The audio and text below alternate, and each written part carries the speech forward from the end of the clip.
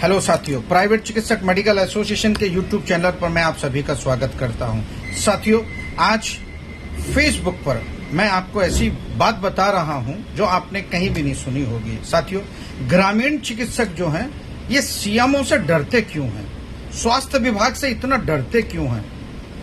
कभी किसी को पता चला?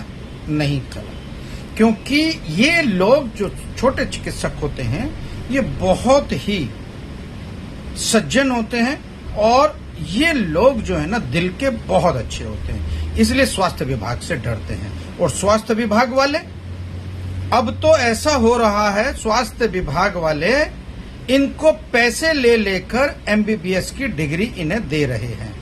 यस, अब मैंने पूरे जिले से, अभी बहुत सारे जिलों से मुझे फोन आ रहे हैं, कह रहे हैं डॉक्टर एस के शर्मा यहाँ का सीएमओ हम लोगों से पैसे ले जाता है, हम यहाँ से हम पैसे नहीं देते तो हम पे वो एफआईआर दर्ज कर देता है, हमारी क्लिनिक के सील कर देता है, ठीक है, और हमसे अवैध उगाही कर रहा है। अब तो अगर सीएमओ भी नहीं आता है तो एडिशनल सीएमओ आ जाते हैं।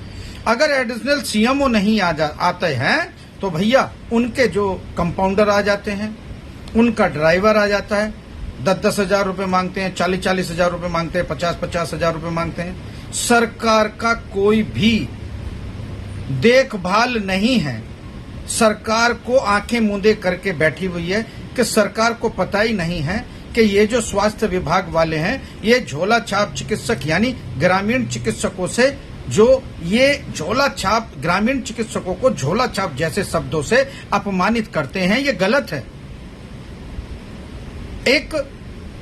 एक अनुमान के अनुसार, एक कोर्ट के आदेश के अनुसार अगर जिस पर कोई भी डिग्री डिप्लोमा है वो झोला छाप चिकित्सक नहीं हो सकता।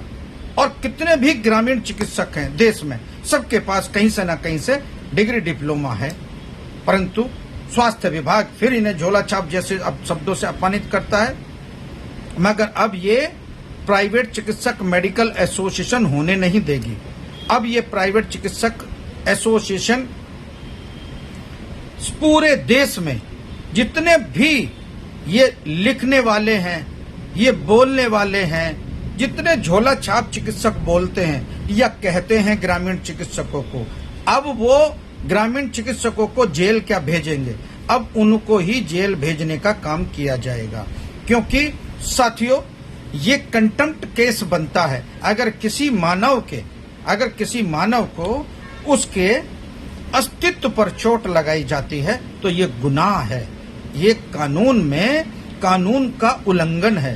अगर किसी का नाम बिगाड़ा जाता है और या किसी का नाम लेकर नहीं पुकारा जाता है, उसके नाम से नहीं पुकारा जाता है और ऐसे नाम से पुकारा जाता है कि वो गंदे शब्द होते हैं, उनके दिमाग पे असर हो सकता है, उनके दिल में असर हो सकता है, उनका अस्तित्व बिगड़ सकता है, तो ये कंटेम्प्ट केस बनता है। मेरे साथियों, आप लोग कोई भी अगर लिखता है तो आप तुरंत उस पर केस कर सकते हो। साथियों, अब आप सीएमओ की बात सुने। सीएमओ तो एक ऐसा हो गया कि सीएमओ जब तुम पैसे दे दोगे तो आपको एमबीबीएस की डिग्री दे देगा। साथियों, एक चिकित्सक ने तो मेरे से ये कहा कि साथी मैं डॉक्टर साहब लगभग भी 1 साल में सीएमओ को लगभग 1,20,000 रुपए देता हूं। मैंने कहा भाई वो क्यों देते हो? नो क्या डॉक्टर साहब, हमारे यहाँ पर छापा मारने के लिए आ जाता है, हमारे पास सब कुछ है, हमारे पास पैरामेडिकल में डिग्री भी है, मैं एक्सपीरियंस होल्डर भी हूं, मगर फिर भी सीएमओ हमारे यहाँ छापा मारने के लिए आ जाता है। अच्छा, सीएमओ तो नहीं आता है, एडिशनल सीएमओ आता है। जब भी आता है, अगर मूतने के लिए आता है तो 10,000 रुपए ले जाता है, अगर कुछ छींकने के लिए मेरी तरफ को आता है तो 10,000 रुपए ले जाता है, ठीक। और अगर एडिशनल सीएमओ नहीं आता, उसका ड्राइवर दूसरे दिन आकर फिर 10,000 रुपए ले जाता है, मारने पीटने की धमकी देता है, फंसाने की धमकी देता है, जेल में डालने की धमकी देता है और अवैध वसूली करता है। बताओ मैं क्या करूं? ऐसे ही 1 साल में लगभग भी 10,000 रुपए महीने के हिसाब से 1,12,000 रुपए मुझे देने पड़ते हैं। मैं कर्जदार हो गया। अब मेरे सामने आत्महत्या करने के कोई अलावा काम नहीं है। साथियों, जब मुझे पता चली, मैं तुरंत जो है उसकी क्लिनिक पर गया और क्लिनिक पे जाकर मैंने उससे यही कहा कि मैंने कहा भाई कौन लेके जाता है, जरा मुझे नाम बता दे, भाई कौन लेके तेरे से जाता है, मुझे नाम बता दे। तो उस चिकित्सक ने नाम नहीं बताया। मैंने कहा कि भाई तुम लिख के एक एप्लीकेशन थाने में दे दो उसके खिलाफ। तो उस चिकित्सक ने उसके खिलाफ थाने में तहरीर भी नहीं दी। मैं उससे कहने लगा चलो ठीक है, कोई बात नहीं, मेरे साथ चलकर आप डीएम से तो शिकायत करिए, आप सीएमओ के पास तो जाइए। उसने तुरंत कहा कि डॉक्टर साहब मुझे माफ करिए। मैंने उससे कहा कि भाई एक काम कीजिए, अगर अब की बार आ जाए तो मेरी बात तो करवा देना। उन्होंने कहा नहीं डॉक्टर साहब, मुझे फंसाने का काम करोगे, मैं तो ऐसे ही ठीक हूं।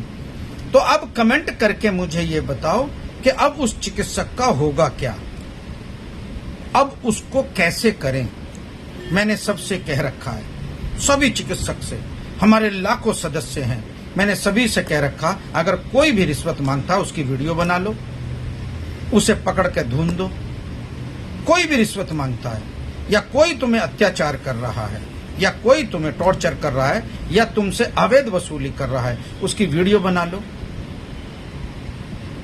ठीक है, उसे खींच के थाने में ले जाओ, उसके खिलाफ कंप्लेंट करो। इतना भी नहीं कर सकते मेरे साथियों।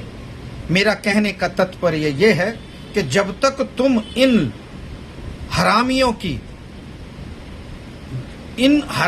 की आप दुख दर्द सहते रहोगे, यानी कि इनके द्वारा टॉर्चर होते रहोगे, आप इनके द्वारा सताते रहोगे, अगर विरोध नहीं करोगे तो आप लोगों को इसी तरीके से पूरी जिंदगी इन लोगों की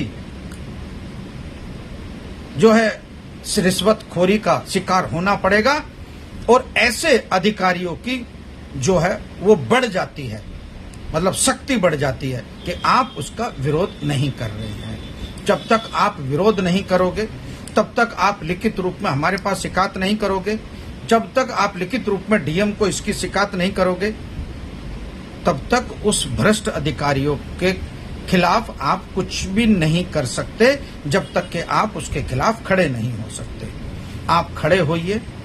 साथियों, ये मत सोचिए कि आपकी क्लिनिक बंद हो जाएगी, आप पे कोई डिग्री नहीं है, आप पे कोई कुछ नहीं है। मगर मेरे साथियों, डिग्री हो या ना हो, मगर किसी को भी बिना वजह परेशान करना भी कानून के दायरे में आता है और वो कानूनी तौर पर वो अपराधी है जो एक किसी सभ्य आदमी को टॉर्चर कर रहा है और अपराध उसके साथ हो रहा है, तो वो खुद भी अपराधी बन सकता है।